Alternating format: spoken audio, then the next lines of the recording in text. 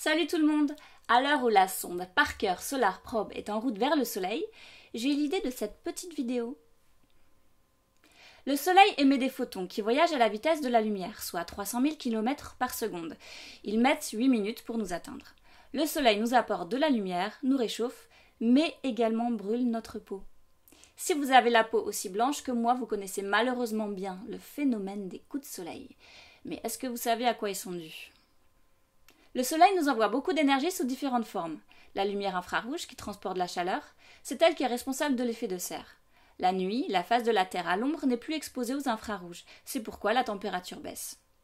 Il y a également la lumière visible qui correspond à ce que nous voyons.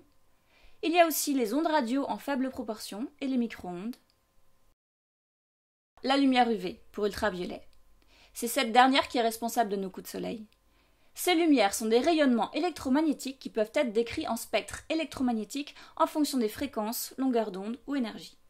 Chaque onde électromagnétique est définie par sa longueur d'onde, qui représente la périodicité spatiale des oscillations. C'est la distance séparant deux maxima consécutifs de l'amplitude. On peut ainsi s'apercevoir que les longueurs entre deux maxima sont plus importantes pour les infrarouges, puis pour la lumière visible, et enfin pour les ondes UV. Une particule peu énergétique a au contraire une grande longueur d'onde, et inversement. Les ondes infrarouges, qui ont pour longueur d'onde entre 780 nanomètres et 1 mm, ont donc moins d'énergie que les ondes visibles, qui sont entre 390 nanomètres et 780 nanomètres.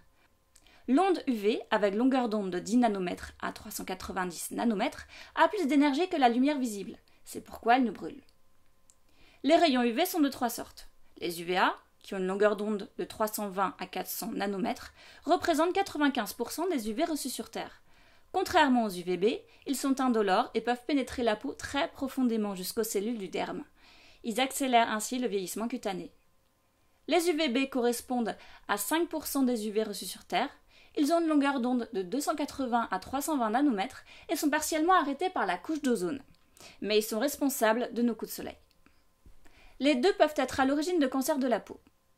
Les UVC de longueur d'onde de moins de 280 nanomètres sont très nocifs pour l'homme, mais par chance totalement absorbés par la couche d'ozone.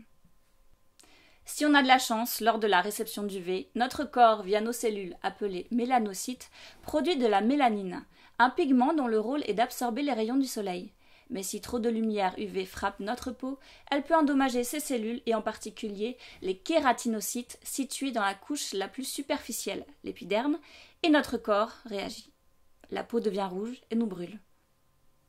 La lumière UV provient du soleil mais peut rebondir sur l'eau ou encore sur la neige.